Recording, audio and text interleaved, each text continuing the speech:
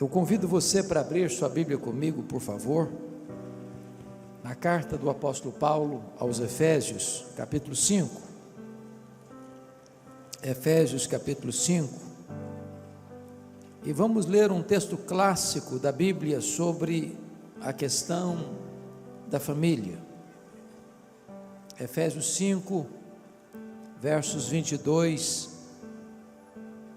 até o verso 31.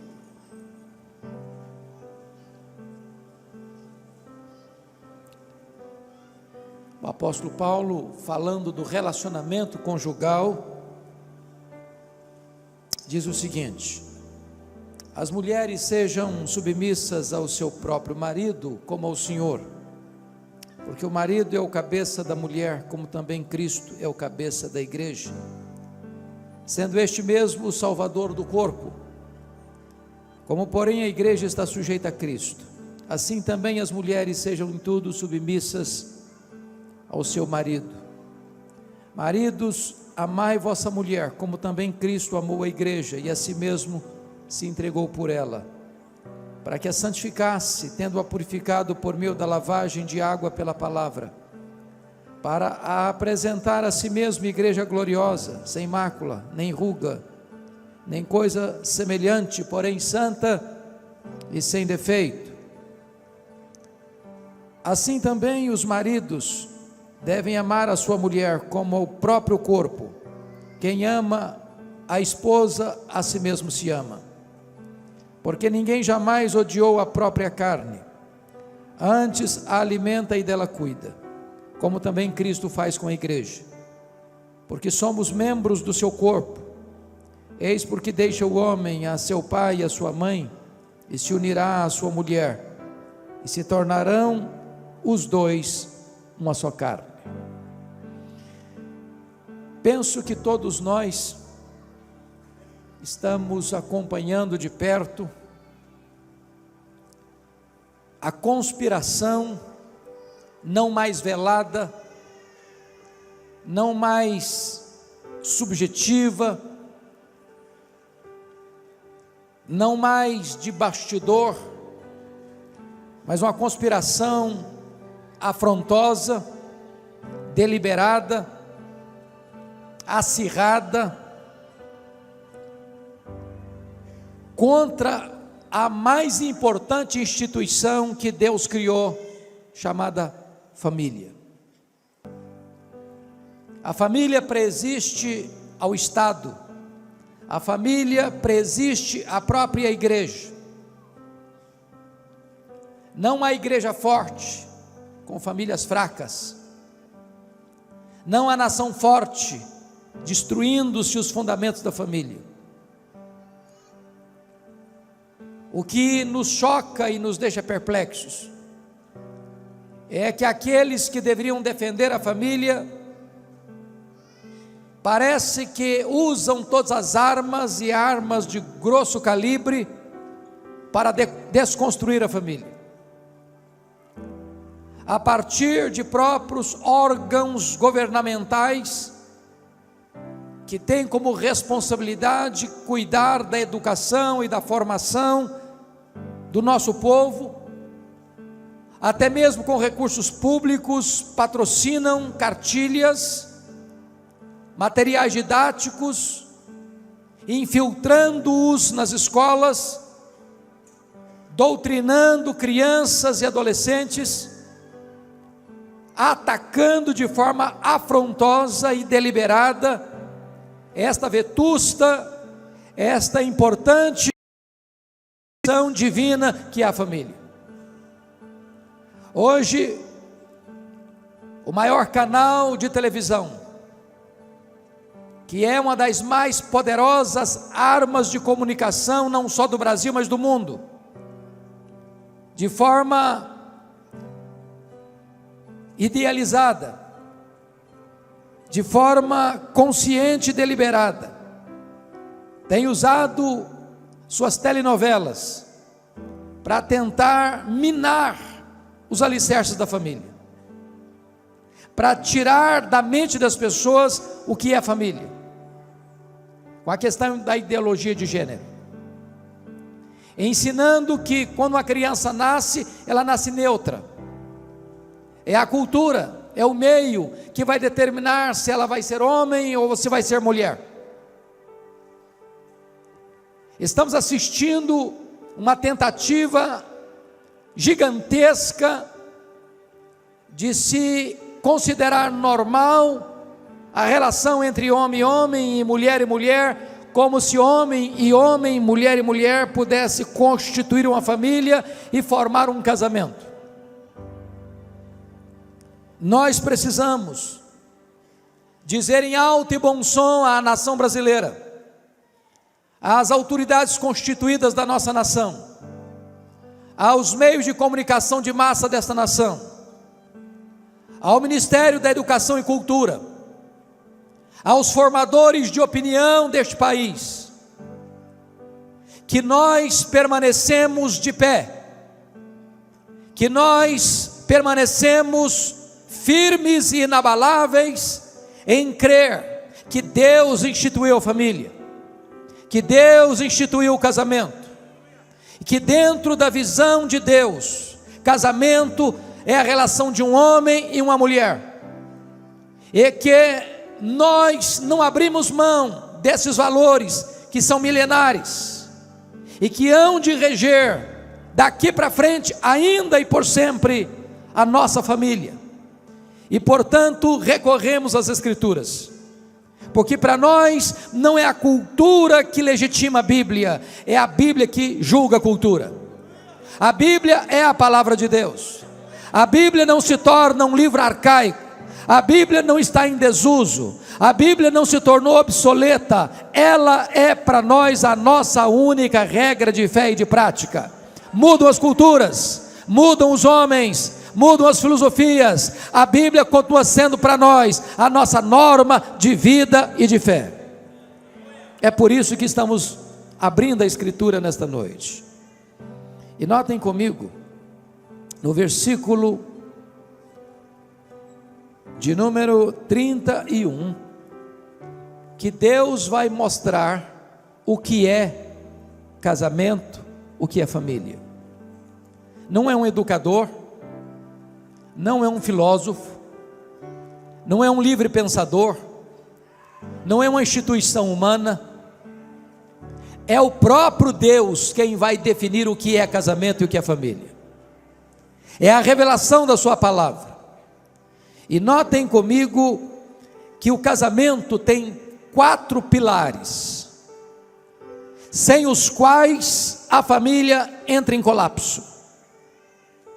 O primeiro pilar da família está aí no verso 31. Eis porque deixará o homem a seu pai e a sua mãe e se unirá à sua mulher. Primeiro, o casamento é heterossexual. É a união de um homem com uma mulher. Não é a união de um homem com outro homem. Não é a união de uma mulher com outra mulher. O casamento, conforme Deus instituiu, é a relação de um macho e de uma fêmea, de um homem e de uma mulher. Ele é heterossexual.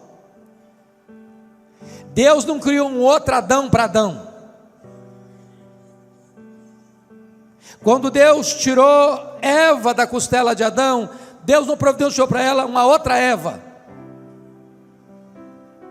O que a cultura moderna chama de amor, a Bíblia chama de paixão infame, de um erro, de algo antinatural, que tem conspirado contra os valores morais da nossa sociedade, que ao longo dos milênios foi um fator de decadência das civilizações.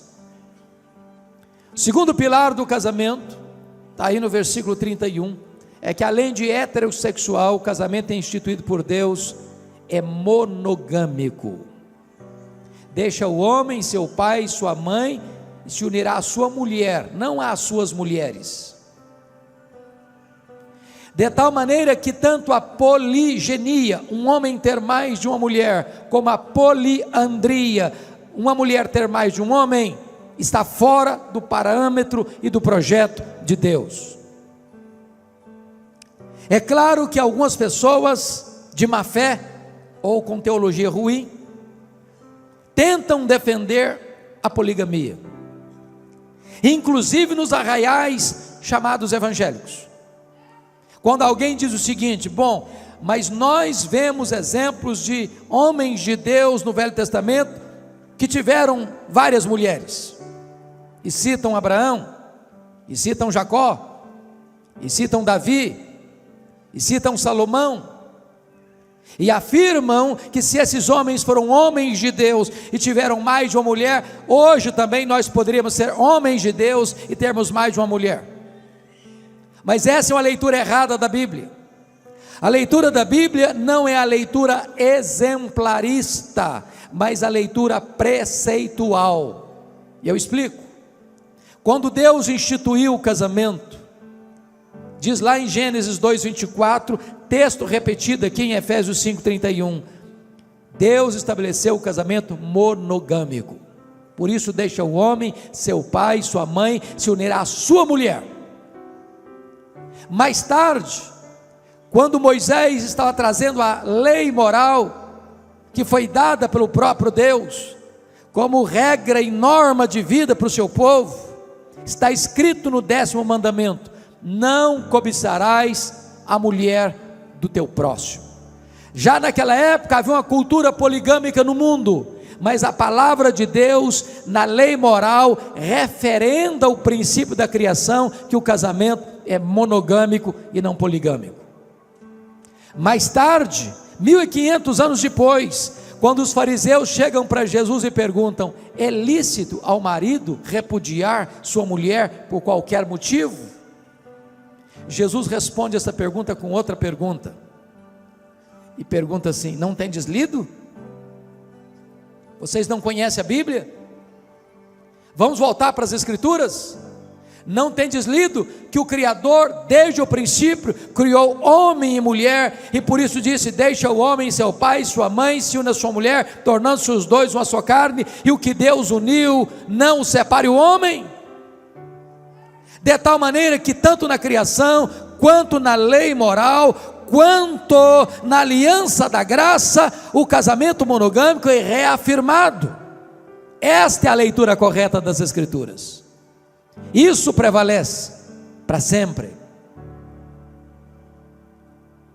Portanto, essa ideia de estar casado e ter um amante, estar casado e ter outro cônjuge, está frontalmente contrário ao ensino das Escrituras.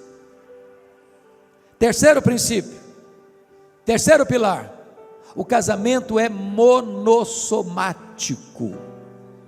Deixa o homem, seu pai e sua mãe, se une à sua mulher, tornando-se os dois uma só carne. Ou seja, o rapaz e uma moça que vai para a cama no namoro, está pecando contra Deus. Isso é fornicação, está debaixo da ira divina.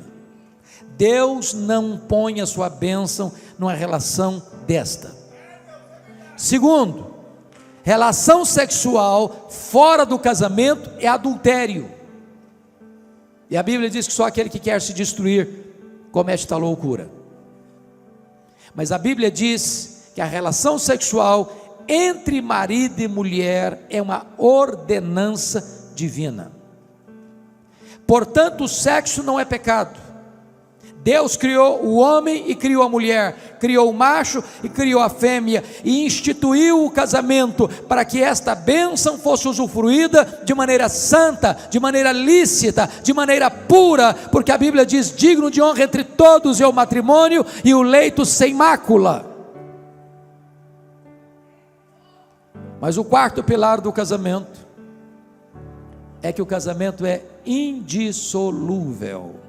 O que Deus uniu, não o separe o homem. E a palavra homem aí, na língua grega, está no neutro. É homem, é mulher, é marido, é esposa, é advogado, é juiz, é conselheiro. Nenhum ser humano tem competência de desfazer o que Deus fez. Agora preste atenção: Tem gente que arranja uma desculpa dizendo o seguinte: ah, pastor, eu me separei, ou eu me divorciei, porque quando eu me casei, desculpem da expressão, ainda se amarrava cachorro com linguiça. Eu não sabia de nada não, eu casei inocente. Outra coisa, pastor, quando eu me casei contra a vontade dos meus pais, eu fui rebelde. Pastor, quando eu me casei, eu nem sabia o que eu estava fazendo direito, portanto, não foi Deus que me uniu, então eu estou me separando, então eu estou me divorciando. Deixa eu dizer uma coisa para você: mesmo que você tenha se casado na contramão da vontade de seus pais, mesmo que você tenha se casado sem ter compreendido plenamente o que era casamento, no momento em que você se casou, Deus ratificou aquela aliança. Vocês se lembram de Josué capítulo 9? Lá está escrito que Josué fez uma aliança com os gibeonitas sem consultar a Deus, apressadamente. Mas ao firmar aquela aliança, ele não pode mais quebrá-la. E 300 anos depois, o rei Saul quebrou aquela aliança, e o juízo de Deus veio sobre a nação de Israel. Notem isso, hoje 50% dos casais que vão ao altar, jurando amor um ao outro, depois vão para as barras de um tribunal, com mágoas e dores, desfazendo esta relação através de um doloroso divórcio. O preceito de Deus é: o que Deus uniu, não o separe o homem. Deus instituiu o casamento, Deus não instituiu o divórcio. Deus permite o divórcio por causa da dureza do coração, mas o casamento é a ordenança dele, é a vontade dele.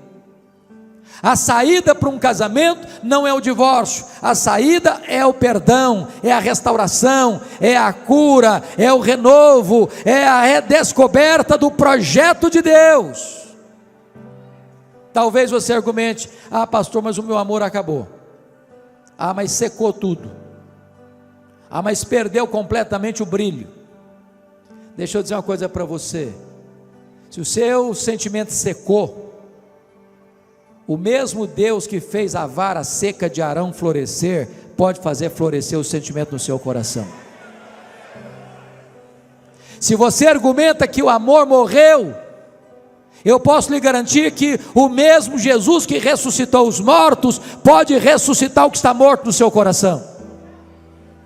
Se você argumenta que não tem mais nada, eu posso garantir a você que o Deus que chama a existência as coisas que não existem, pode trazer de volta o que já não tem mais aí, e restaurar o seu casamento. Deus é o Deus da restauração. Mas agora eu gostaria que você então pudesse acompanhar comigo qual é o papel da esposa, qual é o papel do marido, para que este casamento que é instituído por Deus, seja um casamento feliz. Feliz. Porque Deus não instituiu o casamento para a nossa infelicidade, Deus instituiu o casamento para a nossa felicidade. Nós podemos transformar um jardim grinaldado de flores num deserto, num espinheiro. Nós podemos adoecer o nosso casamento. Como é que você pode ter um casamento feliz? Então eu gostaria que você notasse comigo a orientação das Escrituras. O apóstolo Paulo começa com as mulheres, e algumas pessoas pensam e até afirmam isso de forma equivocada, que Paulo era machista. Isso não é verdade, não é verdade. Até porque quando Paulo escreveu esse texto, irmãos, em todas as culturas da época, a mulher era desprezada. A mulher era desprezada na cultura hebraica, era propriedade do pai quando solteira, e propriedade do marido quando casada. Para você ter uma ideia, a mulher não recebia herança na época. Naquela época que Paulo escreveu esse texto, o divórcio entre os hebreus era terrivelmente fácil. Havia um rabino chamado Hilel, que dizia que se a mulher queimasse a comida, o marido podia se divorciar dela. Se ela levantasse a voz um pouco, o marido podia divorciar dela. Pois bem, o cristianismo vem para restaurar o valor da mulher. O cristianismo vem para resgatar o verdadeiro sentido do casamento e da família. Se você olhar para a cultura grega, a mulher era mais desprezada ainda. Para você ter uma ideia, o maior orador grego, Demóstenes, disse que o homem tinha prostitutas para o prazer, concubinas para o sexo diário e esposa para os filhos legítimos. Era essa a cultura grega. Xenofonte disse que a mulher deve ver pouco, escutar pouco e perguntar o mínimo. Esse era o conceito dos gregos sobre a mulher. É o cristianismo que vem resgatar o papel da mulher nessa cultura que desprezava e humilhava a mulher. Se você vai para a cultura romana, era pior ainda.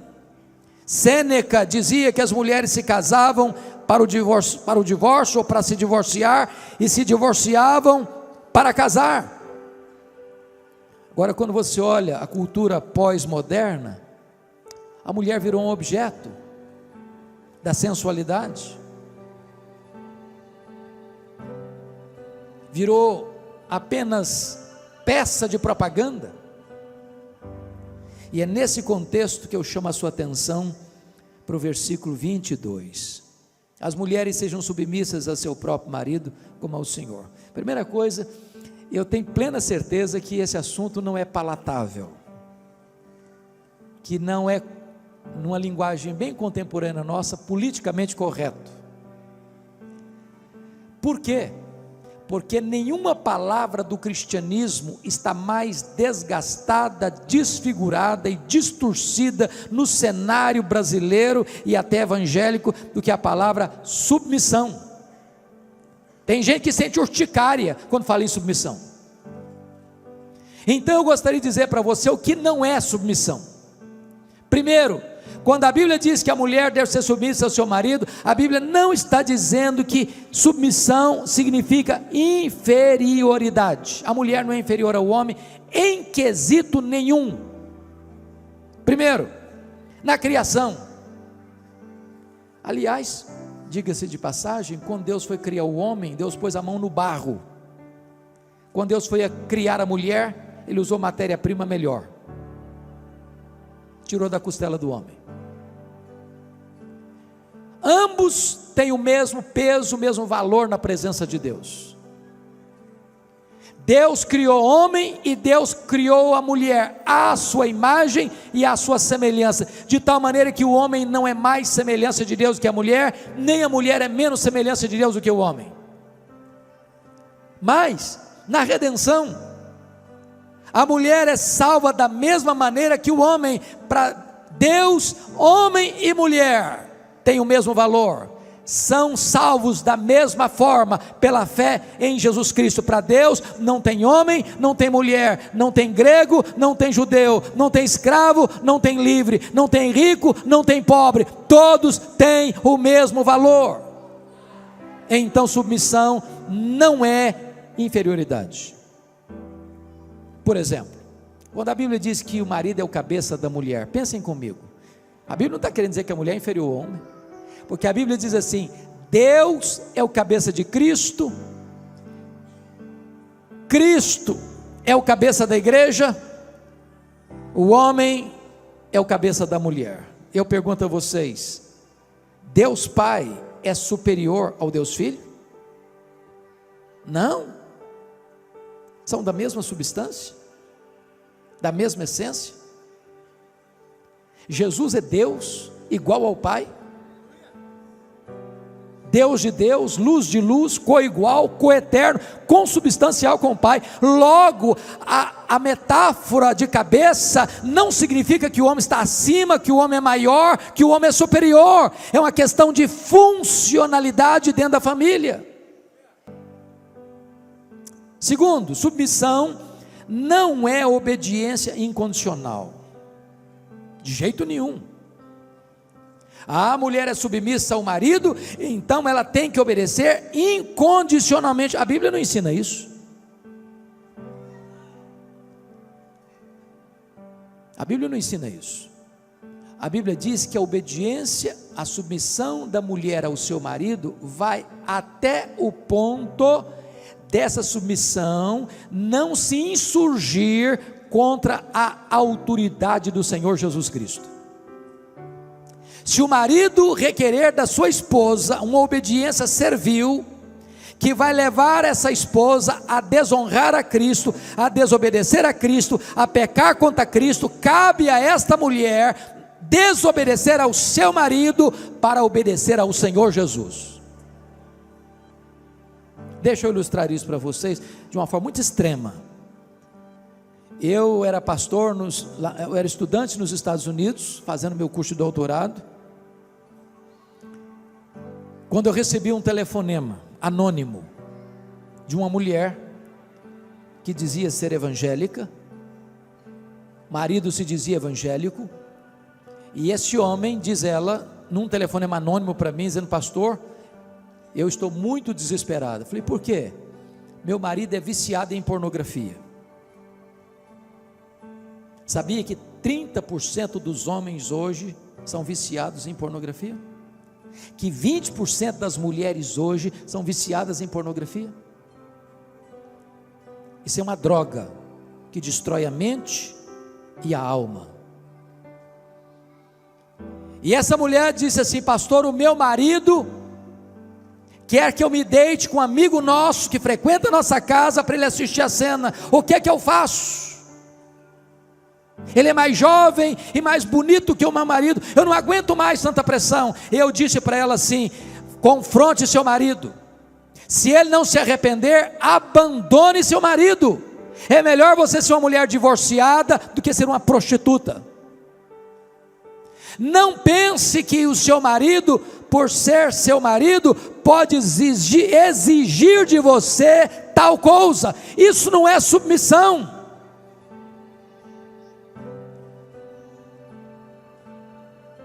Portanto, a submissão da esposa ao marido não é uma submissão incondicional.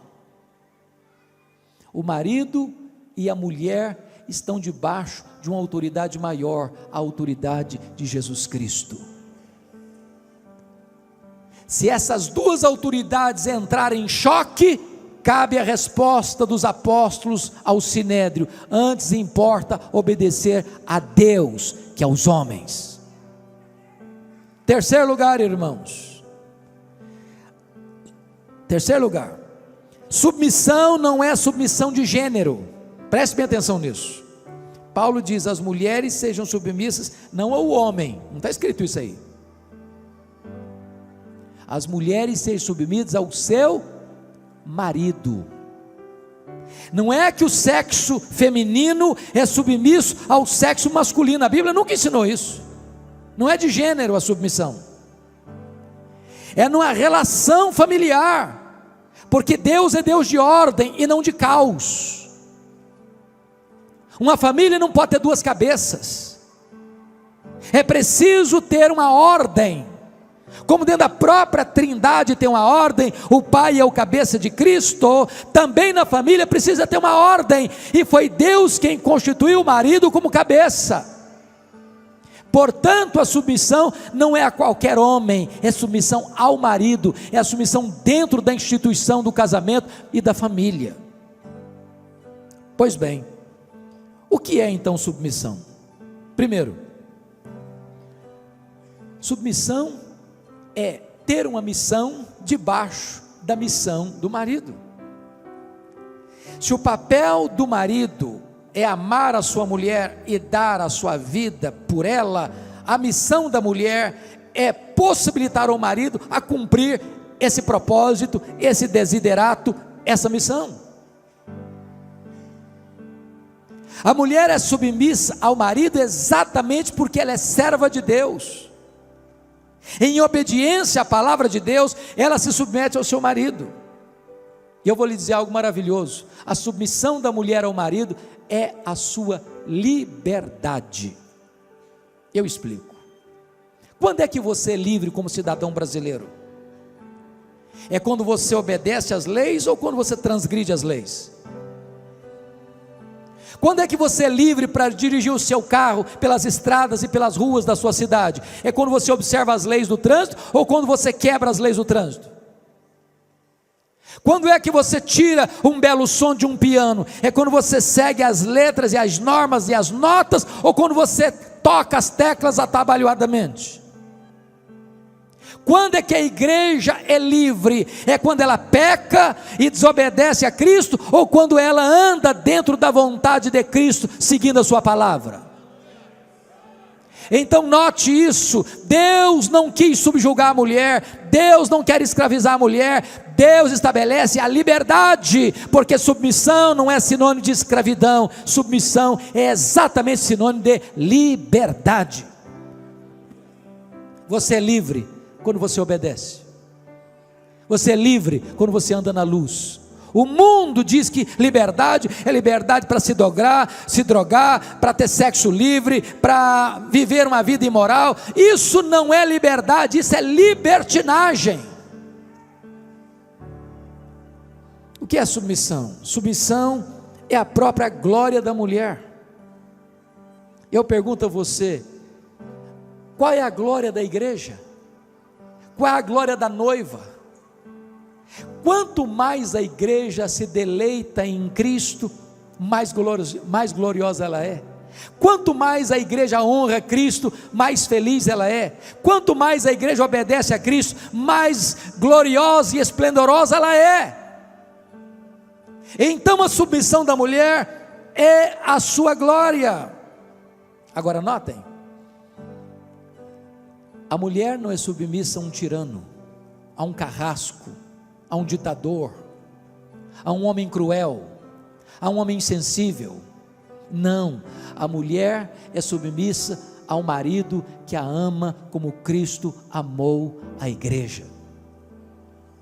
Esse é o projeto de Deus, essa é a vontade de Deus. Se a sociedade pudesse ouvir isso, se os canais de televisão pudessem ensinar isso, se as telenovelas ensinassem essa verdade, esse princípio, essa nação brasileira seria outra.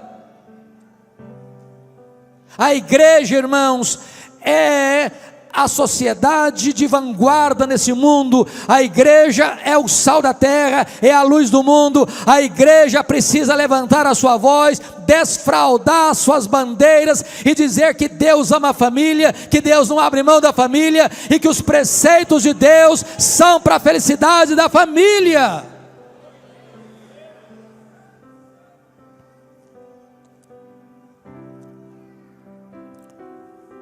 Então, se você, mulher,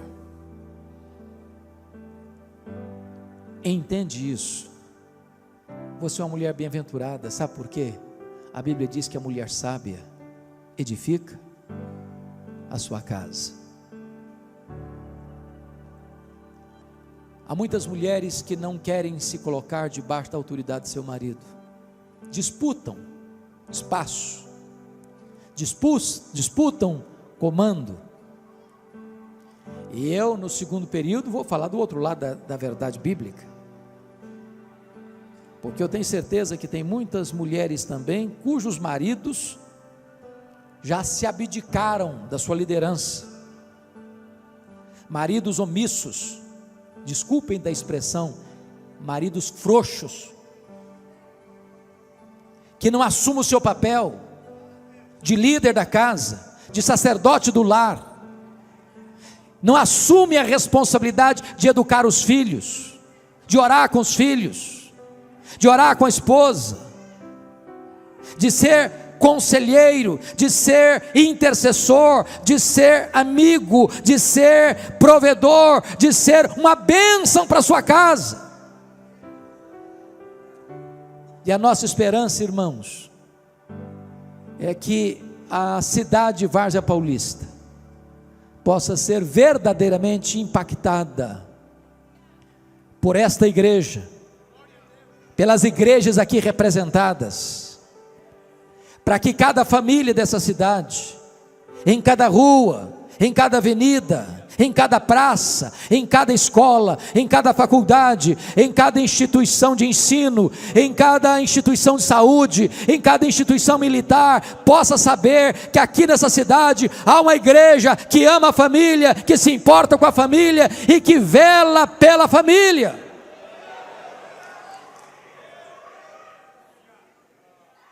Todos nós, irmãos, povo de Deus, precisamos ser um modelo para essa sociedade. Um modelo. Quando o grande artista e humorista brasileiro Chico Anísio morreu, o que mais me impressionou é que a imprensa deu larga cobertura ao fato de que ele teve 7 casamentos, como se aquilo fosse uma grande vantagem para um homem ter 7 casamentos.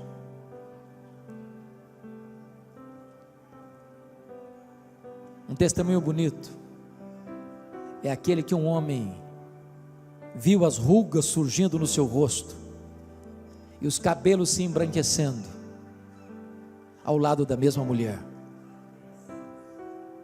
com amor, com afeto, com ternura. Casamento não tem que ser seco, não tem que ser árido. Casamento tem que ser um casamento de amor, de comunhão, de alegria, em todas as fases da vida. E eu quero terminar esse primeiro período contando para vocês uma história que me marcou muito, muito mesmo. Porque tem muito casamento, inclusive dentro das nossas igrejas, que se mantém, mas estão secos, mas estão sem alegria, estão sem óleo, perdeu o romantismo, não tem mais elogio, não tem mais afeto, não tem mais doçura.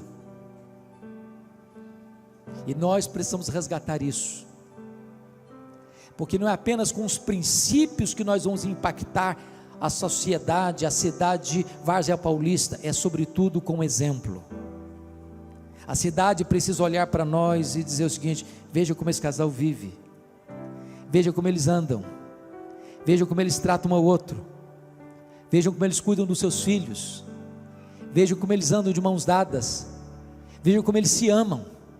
É isso que vai impactar, é isso que vai mexer com as pessoas, é perceber que é possível você envelhecer junto, amando a mesma pessoa, que é possível você caminhar junto, superando crises, que é possível você superar dificuldades pelo perdão, que é possível você se levantar e ser restaurado por Deus e retomar a sua caminhada conjugal, mesmo depois de um revés, que você pode tapar a porta dos fundos e dizer não para o divórcio e sim para o casamento.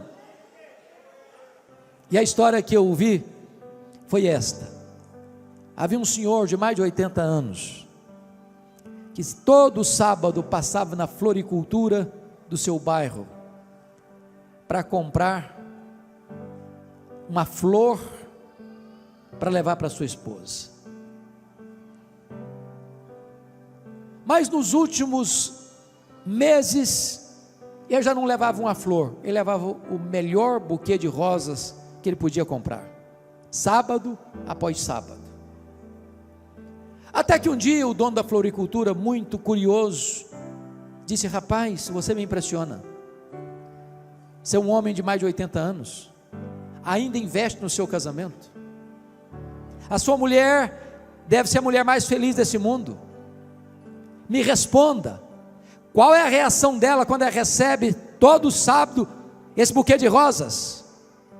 E ele respondeu: ela não reage de forma nenhuma, ela não faz nada, não esboça nenhum sorriso, nem me diz muito obrigado. Como assim? Como assim?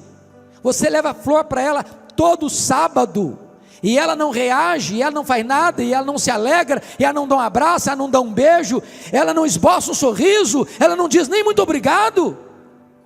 E ele respondeu: não. Mas como? ele disse: a minha mulher tem Alzheimer, ela não sabe mais quem eu sou, ela não sabe que eu sou o marido dela. E o homem, mais perplexo, mais chocado ainda, disse: mas se ela não sabe quem é você, por que é que você leva flor para ela todo sábado? E ele respondeu: ela não sabe quem eu sou, mas eu sei muito bem quem ela é. Eu sei muito bem quem ela é. Este é o amor. E é sobre esse assunto que eu quero falar com você, a segunda parte da nossa mensagem.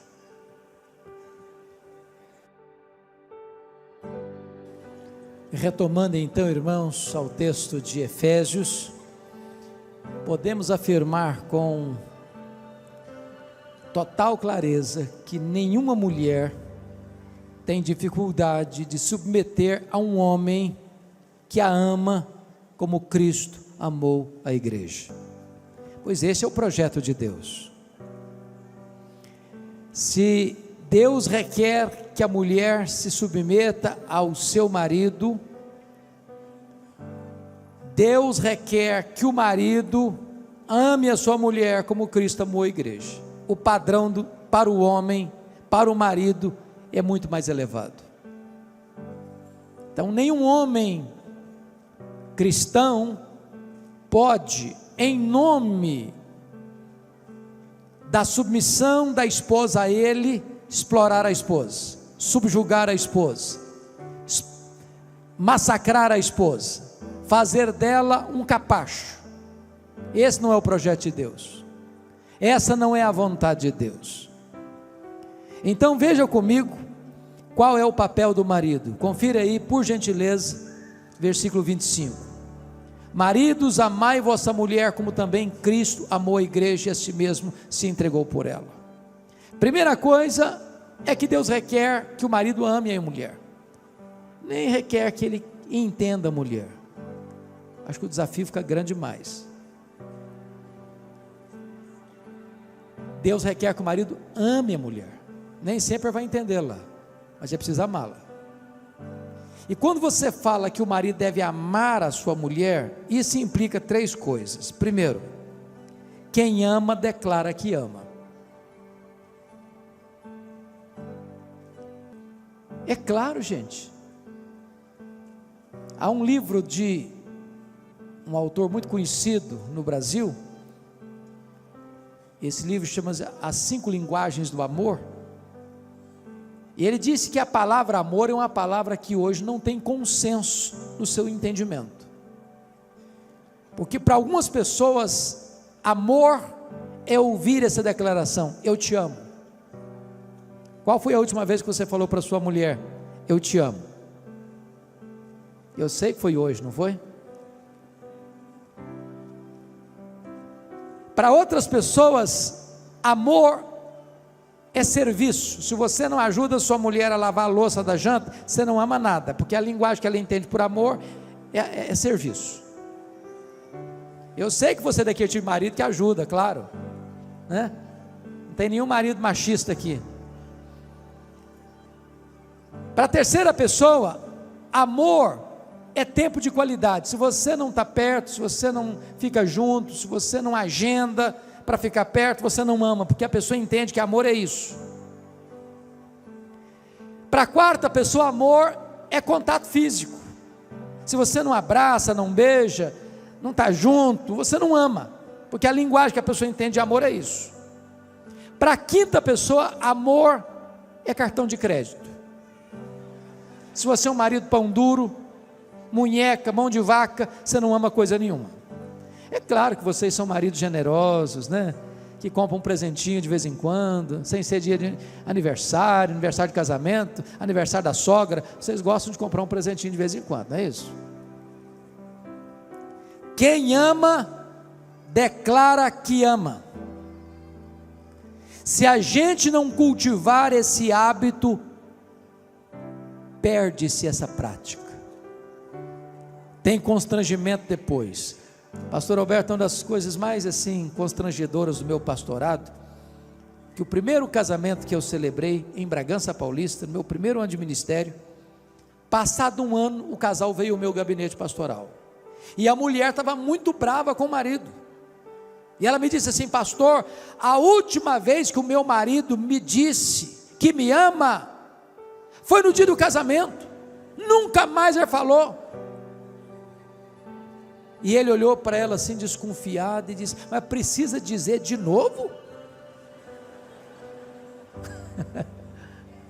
Não falta nada para você? Coitado, não tinha entendido nada. Pior do que esse foi aquele que disse no dia do casamento no altar: hoje eu estou te avisando que eu te amo, se um dia eu me arrepender eu te aviso. Quem ama, declara que ama. Segundo, quem ama, tem tempo para a pessoa amada. Meus irmãos, eu sei que todos nós temos agenda muito complicada, mas deixa eu dizer uma coisa para você: sua mulher, seus filhos precisam ter prioridade na sua agenda. Deixa eu lhes dar um exemplo hoje. Eu quase fui indelicado com meu querido colega, estava vindo para a igreja, o telefone tocou. Se fosse outra pessoa, não teria atendido. E o senhor percebeu que eu interrompi a sua fala comigo, pedi licença e atendi. Por que eu atendi? Porque era minha esposa. E eu tenho um princípio: eu posso estar na reunião mais importante da vida, o telefone tocou, eu olhei, é minha esposa, é meu filho, é minha filha, é minha nora, eu atendo na hora. Na hora. Se tiver uma necessidade, eu peço licença e saio na hora. Porque muito obstante você tenha tantos compromissos, a sua família precisa saber que você tem acesso à sua agenda a qualquer dia, qualquer hora, em qualquer lugar, e tem prioridade. Quem ama tem tempo para a pessoa amada. Deixa eu lhes contar um fato, me permitam, da minha experiência. Eu fui para Vitória em 1985 para ser pastor. No ano seguinte, eu era solteiro. No ano seguinte, nós recebíamos lá a Assembleia Geral da nossa denominação. Aí o meu colega de turma, que era pastor de uma cidade do interior, chamada Iuna, me perguntou assim, isso era mês de julho: você pode pregar na minha igreja esse ano? Eu peguei minha agendinha, não era rosa igual essa que estava aqui agora, dei uma olhada e disse o seguinte: não posso, esse ano eu não posso. E eu estava sendo sincero com ele, estava chegando para a igreja, tinha muita coisa para fazer. Só que naquela semana, eu conheci uma moça muito bonita da igreja dele. Essa moça é minha esposa há 30 anos, e eu fui na igreja desse pastor naquele ano, que era a ovelha dele, 9 vezes, naquele ano, 9 vezes, eu mudei minha agenda, eu arranjei tempo, porque quem ama, tem tempo para a pessoa amada. Então arranje tempo para estar junto com a sua mulher, tira férias com a sua mulher, passeie com a sua mulher. Se você não tem dinheiro para ir um restaurante, pare na esquina e coma um cachorro quente com a sua mulher, compre um saco de pipoca, mas arranje tempo para estar perto. Hoje às vezes nós temos tempo para todo mundo, mas não temos tempo para a família. Escutamos todo mundo, mas não escutamos a família. Terceiro, quem ama procura agradar a pessoa amada. Meus irmãos, não tem nada que machuca mais uma mulher do que um marido grosso, couro de jacaré, duro no trato. Conhece gente dura no trato? Quem ama procura agradar a pessoa amada. Eu não sei, eu era pastor em Vitória, e um dia eu estava no meu gabinete e entrou uma mulher chorando, mulher de uns 25 e poucos anos, 25 e poucos anos, 25 anos mais ou menos, e essa mulher com a palma da mão rasgada, Quando ela acalmou um pouquinho, eu perguntei: minha filha, o que está acontecendo com você? Ela me disse: eu estou numa terrível crise conjugal. E eu perguntei: quantos anos de casada? Ela me disse: 3 meses. Eu falei: 3 meses? Mas lua de mel, desse jeito? Vocês já viram o pastor de vocês fazer casamento, claro. Se não botar um microfone para escutar os compromissos do noivo com a noiva e da noiva com o noivo, só o pastor escuta o que eles prometem. Parece que tem gente que ali na frente promete o seguinte: eu te prometo que a partir de hoje eu arrebento com a sua vida. Eu te prometo que a partir de hoje você não tem mais um dia de paz. Eu te prometo que a partir de hoje você não dorme mais sem Lexotan. Parece que tem gente que está prometendo isso. Quem ama, procura agradar a pessoa amada. Tem gente que diz assim: eu quero me casar para ser feliz. Não, está errado isso. Sabe por quê? Eu vou dizer algo chocante para você aqui. Não é o casamento que faz uma pessoa feliz.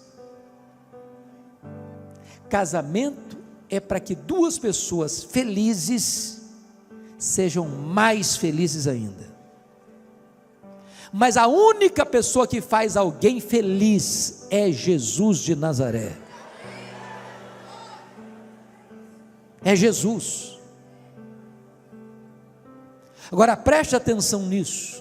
O seu papel como marido, o seu papel como mulher é descobrir formas e meios de abençoar o seu cônjuge, de agradar o seu cônjuge. De que maneira fazer isso, irmãos? Um elogio. Nós temos que aprender a sermos pródigos nos elogios e cautelosos nas críticas. Eu conheço casal que pensa que vai melhorar o cônjuge com a lupa na mão, identificando os pontos falhos. Não, eu tenho que descobrir quais são os pontos falhos do meu marido, da minha esposa, para corrigi-los. Não é assim que você ajuda o seu cônjuge.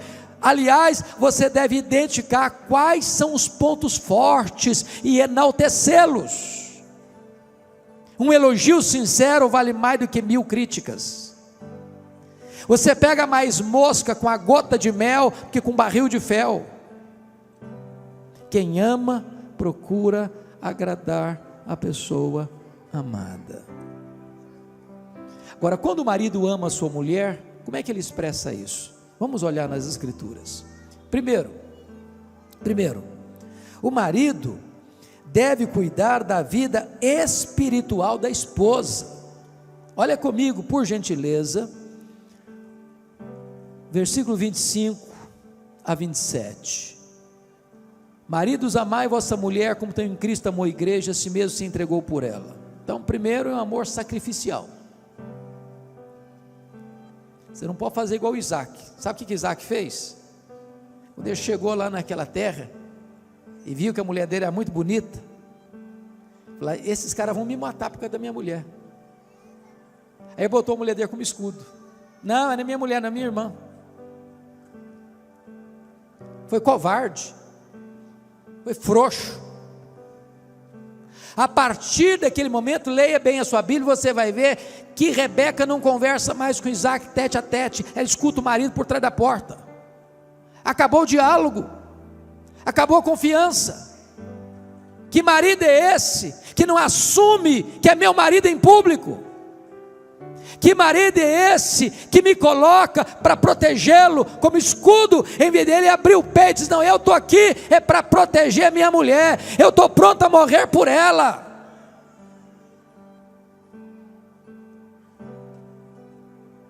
É um amor sacrificial.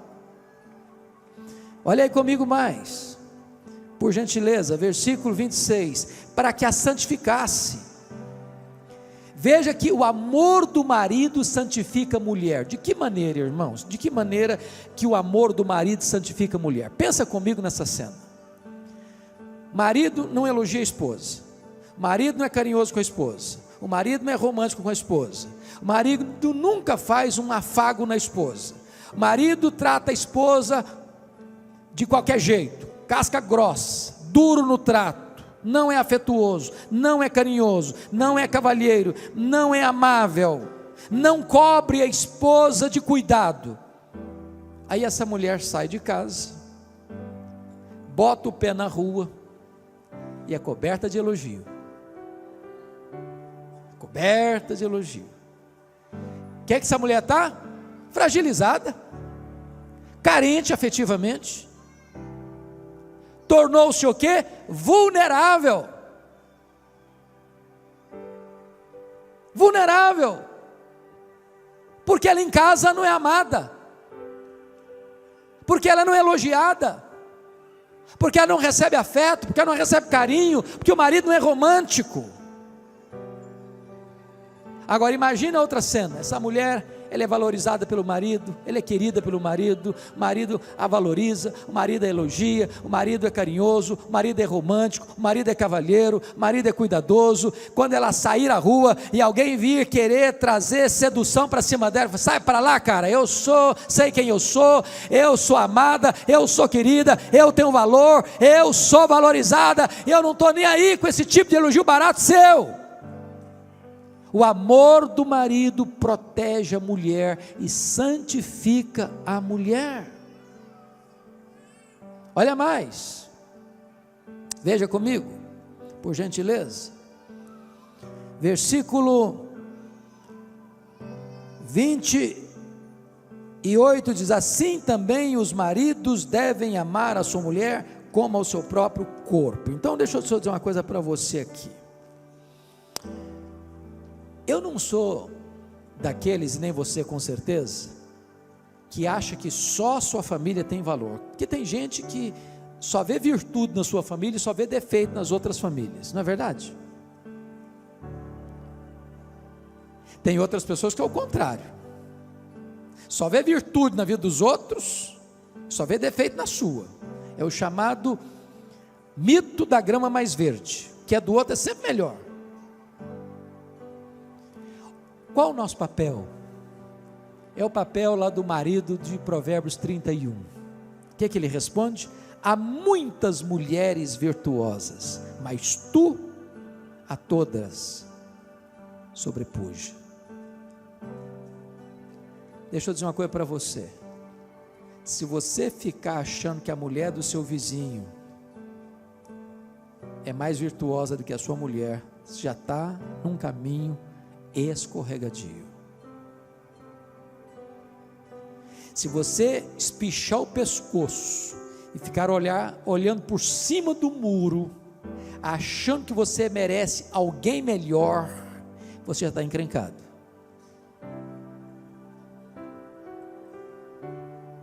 Você precisa entender que você tem que vigiar o seu coração, para que você não queira ter quem você não pode ter, e para que você valorize quem você tem, quem Deus lhe deu. Segundo ponto que eu quero chamar a sua atenção é que o marido não cuida apenas da vida espiritual da sua mulher, o marido deve também cuidar da vida emocional da sua mulher. Olha comigo os versos 28 e 29 então. Assim também os maridos devem amar a sua mulher como ao próprio corpo. Quem ama a esposa a si mesmo se ama, porque ninguém jamais odiou a sua própria carne, antes a alimenta e dela cuida, como também Cristo faz com a igreja. Então vamos entender uma coisa aqui, irmãos.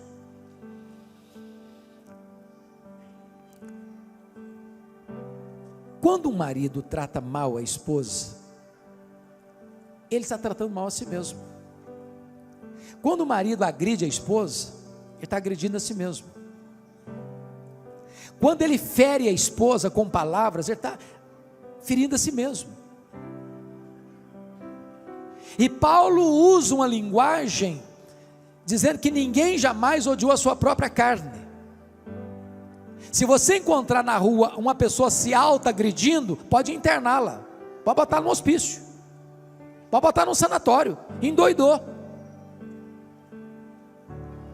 Agora Paulo está querendo usar esse argumento para dizer o seguinte: quando você encontrar um marido agredindo a esposa, machucando a esposa, falando mal da esposa, levantando a voz para a esposa, sendo duro no trato com a esposa, ou até mesmo agredindo fisicamente uma esposa, isso é um sinal de loucura relacional. Porque a esposa é carne da sua carne. Então deixa eu dizer uma coisa para você, marido: você é o responsável pela saúde emocional da sua mulher. Você precisa investir na vida da sua mulher.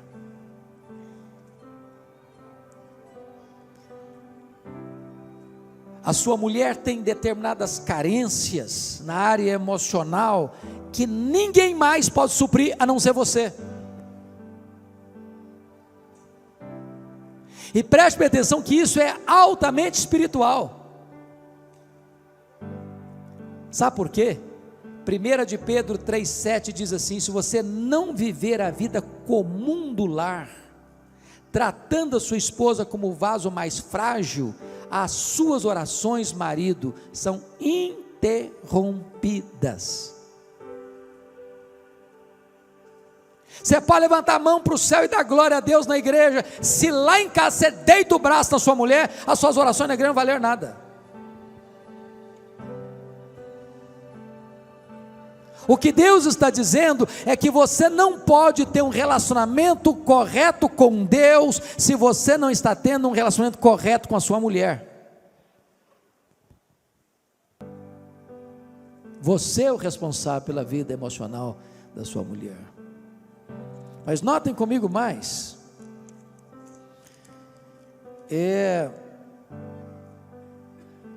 o marido não apenas cuida da vida emocional da sua mulher, elogiando-a, acariciando-a, porque é um termo muito interessante aqui, que eu chamo a sua atenção agora. Ele cuida também da vida física da sua mulher.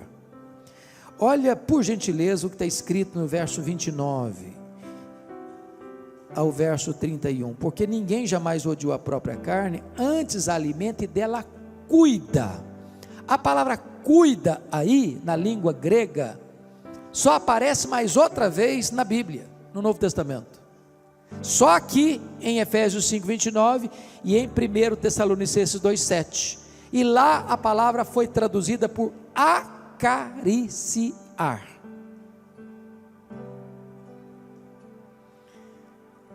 Não é que só a mulher que gosta de carinho e de afago, não, o homem gosta também, não só gosta, precisa, mas cabe ao marido acariciar a sua mulher. Eu estou falando de um ato físico, e que é legítimo, e que é a expressão da vontade de Deus, e que é o projeto de Deus, que marido e mulher tenham um afeto um pelo outro, sejam carinhosos um com o outro, façam um afago um no outro, abraçam um ao outro, beijam um ao outro, sejam afetuosos um com o outro, tenham carícias um com o outro.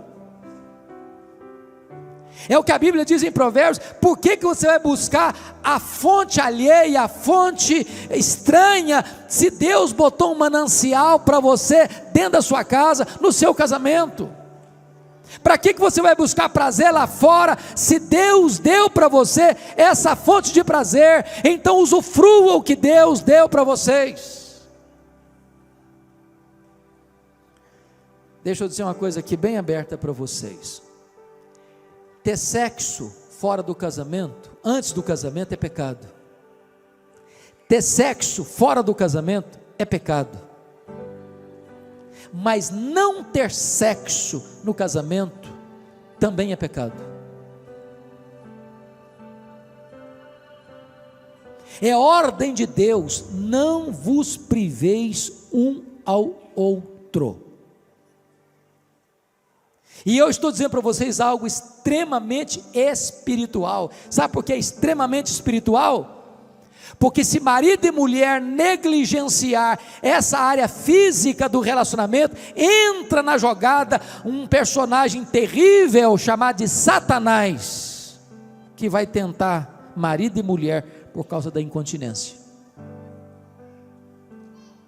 Irmãos, isso não é opinião de homens, isso é a palavra de Deus, isso é o ensino da Escritura.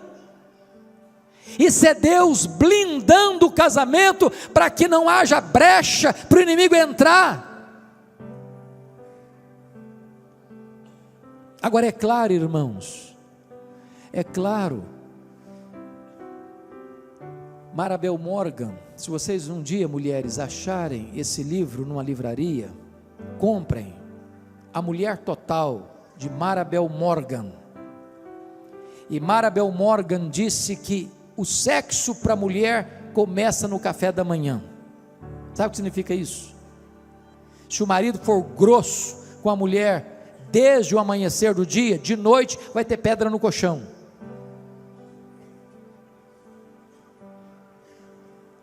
Notem que Deus é tão maravilhoso, que antes de Deus falar da área física entre marido e mulher, Ele fala que o marido tem que amar a mulher, que o marido tem que ser carinhoso com a mulher, que o marido tem que ser afetuoso com a mulher, e desta maneira os dois não vão passar fome no banquete.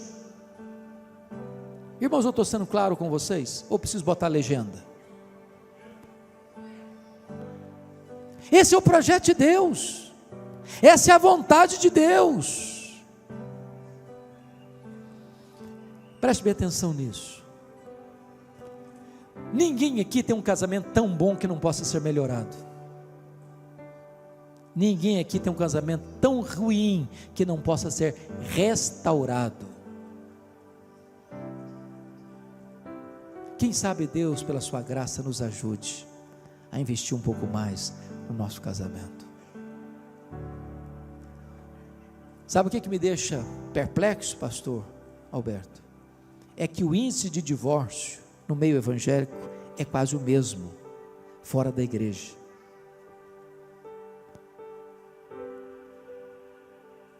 Sabe o que me deixa triste? É que às vezes o marido crente e a mulher crente têm agido quase da mesma maneira daqueles que não conhecem a Deus.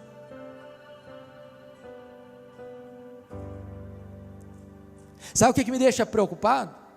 É que às vezes nós departamentalizamos a nossa vida. Na igreja somos uma bênção, em casa vai no tapa, vai no grito, ou naquele silêncio gelado, naquela indiferença terrível e esmagadora. Irmãos, eu estou cansado de receber e-mails e cartas anônimas dizendo: pastor, eu não aguento mais, meu marido é crente, meu marido é líder da igreja, meu marido canta no coral, meu marido faz isso na igreja, faz aquilo outro, mas em casa ele não me ama, ele não fala comigo, ele não é carinhoso comigo, ele nem me respeita.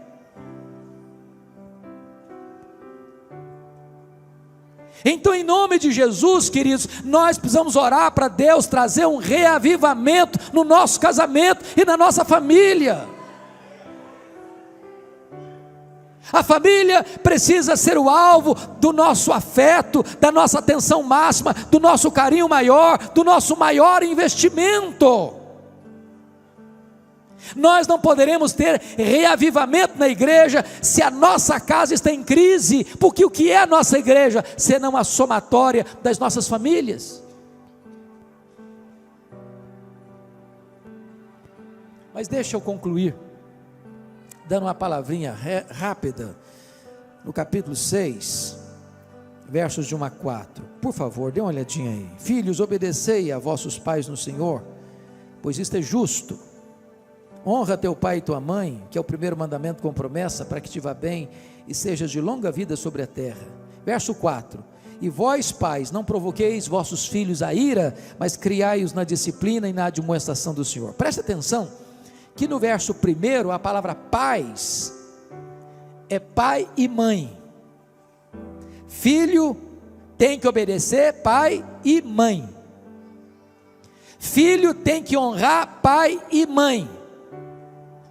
Mas no verso 4, e vós pais, não provoqueis vossos filhos a ira, mas criai-os na disciplina e na admoestação do Senhor. Pais aí não é pai e mãe mais, a palavra grega aí é pais, maridos, pais, homens. Sabem por quê? Porque diante de Deus, o responsável pela formação espiritual dos filhos é do marido. Marido, não terceirize essa gloriosa missão. Não transfira para sua mulher a educação cristã dos seus filhos. Deus colocou você como responsável. Você é o sacerdote do seu lar. Agora notem vocês que numa época em que o pai, na cultura romana, em que o pai tinha total poder e autoridade sobre os filhos, o que o apóstolo Paulo orienta é cautela, critério e cuidado, dizendo assim: pais, não provoqueis vossos filhos a ira. De que maneira você pai que está aqui hoje, pode provocar seu filho a ira? Primeiro, você provoca seu filho a ira quando você fala uma coisa e vive outra. Quando você diz: meu filho, você tem que ser verdadeiro, você tem que ser honesto. Aí o telefone toca. Aí você diz: fala que eu não estou não. E o filho fica em dúvida: mas que negócio é esse? Meu pai disse que tem que ser verdadeiro, tem que ser honesto, e manda eu mentir?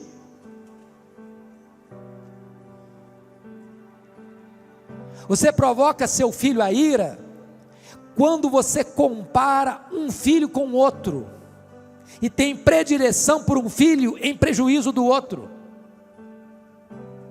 e age como Isaac e Rebeca: eu tenho um filho predileto, não, o outro é que é meu predileto.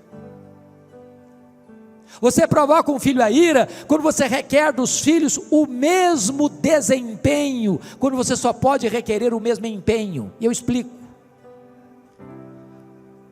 José e João são irmãos, filhos do mesmo pai, da mesma mãe, vão para a aula, na mesma prova, um tira 10, o outro tira 8. Às vezes quem tirou 8 estudou mais que quem tirou 10, porque você não pode exigir dos filhos o mesmo desempenho. Você pode exigir sim, estudar ao mesmo tempo, ter o mesmo esforço, ter a mesma dedicação, mas você não pode exigir o mesmo desempenho. São pessoas diferentes. Você provoca um filho a ira quando você cobra sempre e não elogia nunca. Por exemplo, o menino chega em casa todo feliz, diz: papai, eu tirei 9 na prova de matemática, e você diz: menino, quando é que você vai tirar 10? O menino fica todo desanimado, fala: nunca vou conseguir agradar meu pai. O que você poderia dizer para ele? Parabéns, meu filho, parabéns, você tirou 9, eu acho que você tem potencial para tirar 10. Você valorizou seu filho, você encorajou a prosseguir e avançar um pouco mais. Você provoca seu filho a ira quando você dá mais valor a coisas do que a pessoas. Você lisa mais o seu carro do que faz polimento nos relacionamentos. Você tem mais ciúme do seu carro do que da sua família.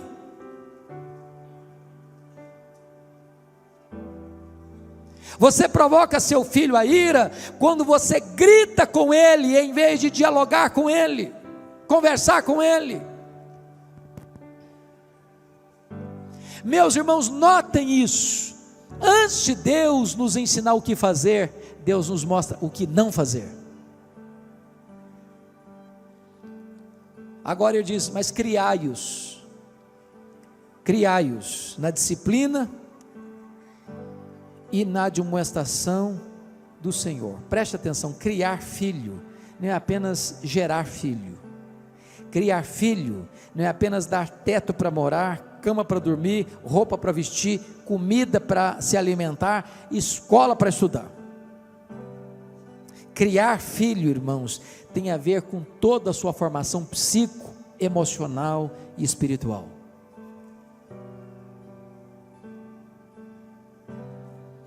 Nós estamos vivendo uma geração muito complicada. Tem muitos pais que terceirizam os filhos para outros cuidarem, para outros educarem. E eu quero crer em nome de Jesus que aqui não tem nenhum pai nem uma mãe que entregue seus filhos à babá eletrônica.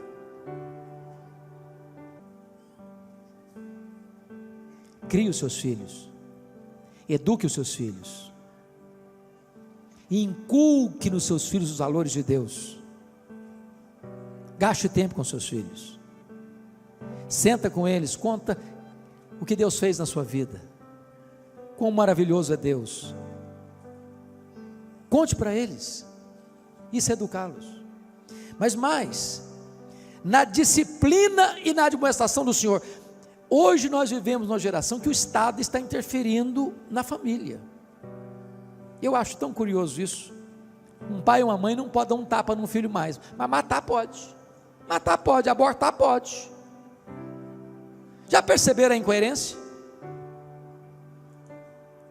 Pai e mãe não podem disciplinar, mas se quiser entrar e tirar lá do sacrário do ventre materno, esquartejar, envenenar e arrancar de lá, aí pode.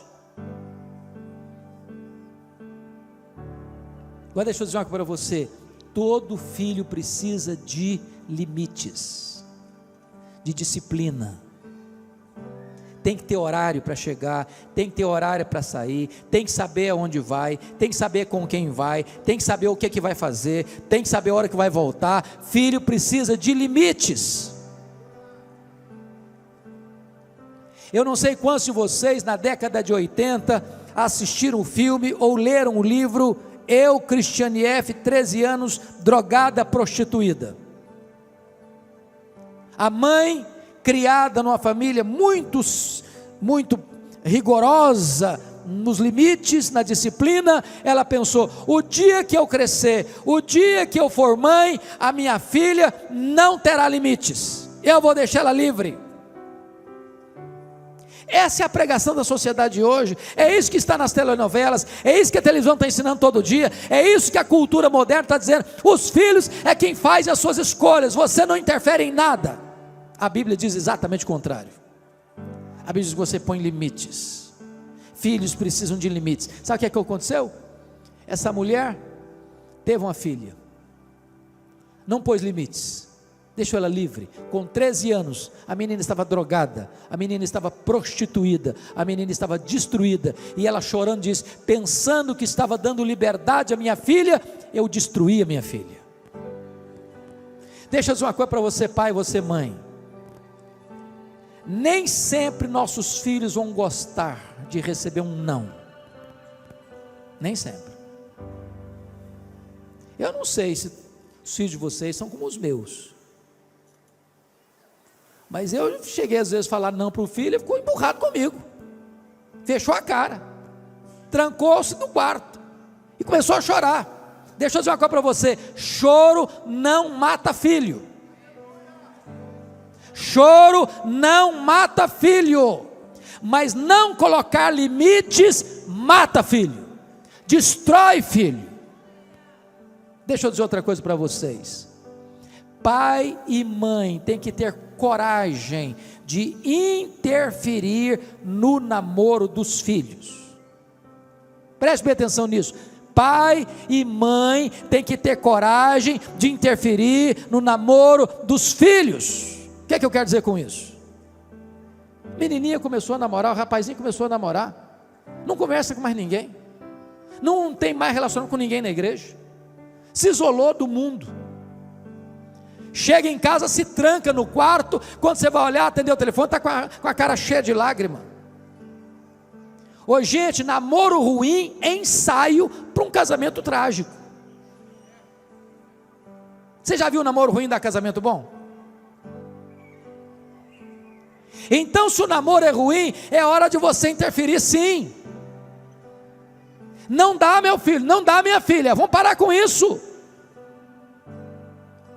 Você já escutou aquele ditado? É melhor você ficar meia hora vermelho do que a vida inteira amarelo?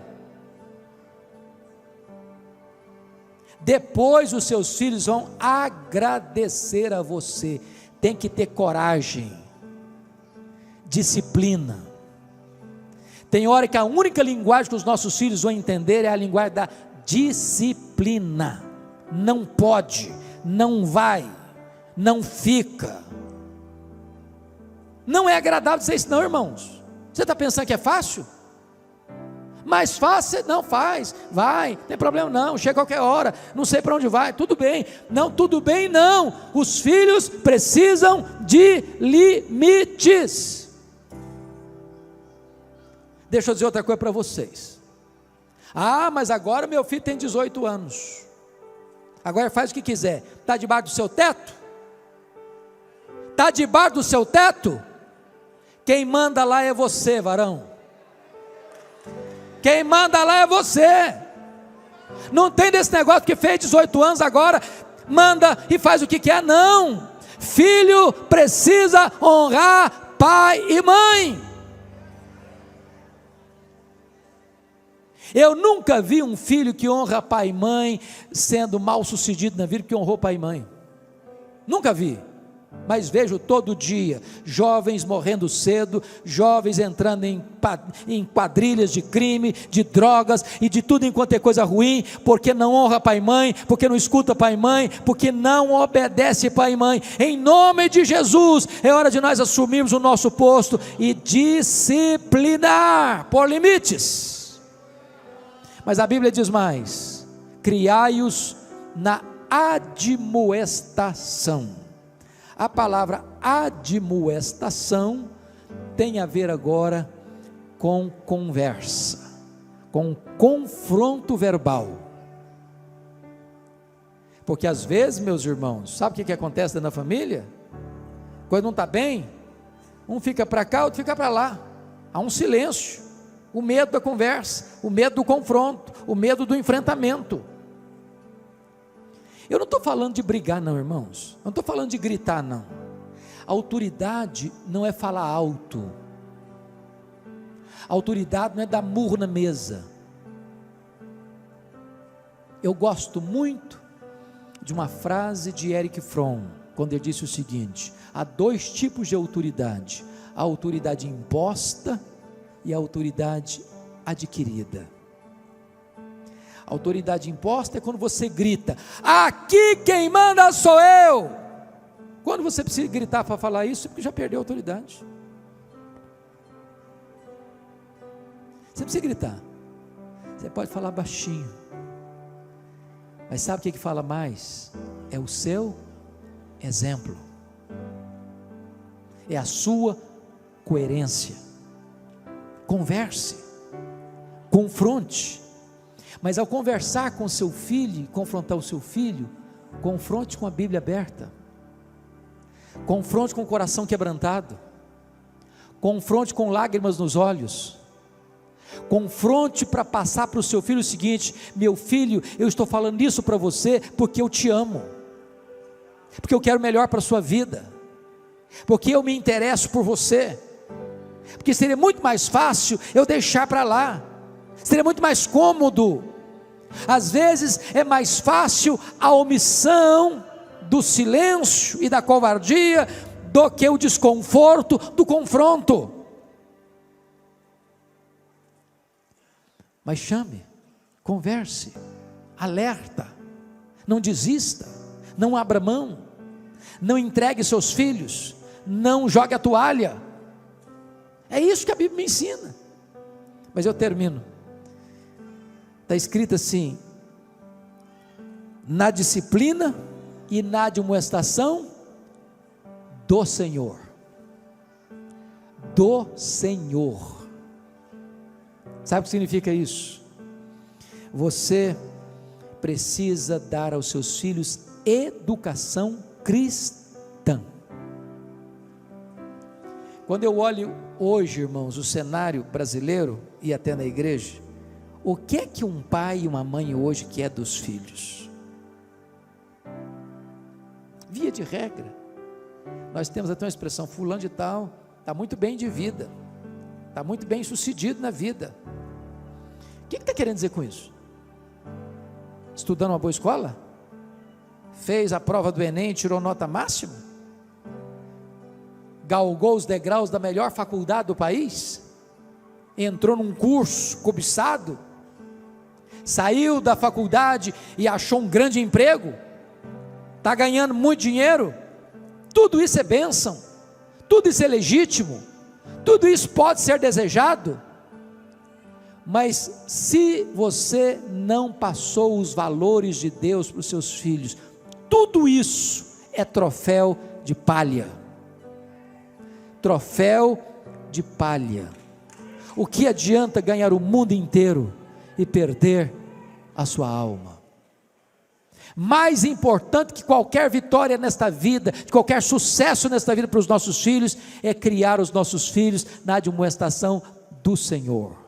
Que os nossos filhos sejam servos de Deus, que eles amem a Jesus, que eles sirvam a Deus, que eles estejam integrados na igreja, que eles sintam prazer em participar do culto e adoração a Deus, que eles estejam envolvidos na obra de Deus, que eles estejam engajados no reino de Deus. E eu quero terminar dizendo o seguinte, irmãos, eu olho, e o pastor Alberto tem viajado tanto, quanta tristeza você tem quando vai em Europa hoje, de ver as igrejas vazias, ou de ver um gato pingado de gente, só de cabecinha branca, porque a juventude não está mais na igreja. Por quê, irmãos? Por quê? É porque os pais falharam em passar o bastão do evangelho para os seus filhos. Irmãos, hoje os nossos filhos estão vivendo um mundo muito mais perigoso que nós vivemos na nossa juventude. As janelas do mundo estão mais abertas e mais coloridas. As propostas para seduzir e atrair o coração dos nossos filhos são muito mais veementes hoje que na nossa época, e nós precisamos redobrar o nosso esforço para que as crianças, para que os adolescentes, para que os jovens conheçam a Deus, sejam cheios do Espírito de Deus, sejam envolvidos com a obra de Deus e possam ser uma igreja viva, forte para a glória de Deus. Nós não podemos perder esta geração, queridos.